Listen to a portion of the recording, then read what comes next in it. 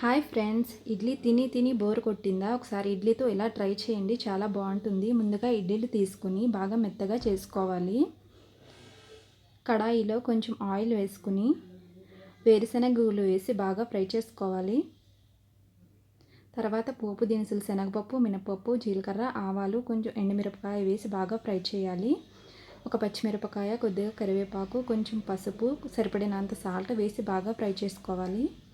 అది వేగిన తర్వాత ముందుగా మనం మెత్తగా చేసుకున్న ఇడ్లీని దాంట్లో వేసి కలుపుకుని ఒక నిమ్మకాయ పిండుకుని బాగా కలుపుకోవాలి. అంతేనండి, ఇడ్లీ ఉప్మా రెడీ అయ్యింది. ఇది కనుక మీకు నచ్చినట్లయితే ప్లీజ్ సబ్స్క్రైబ్.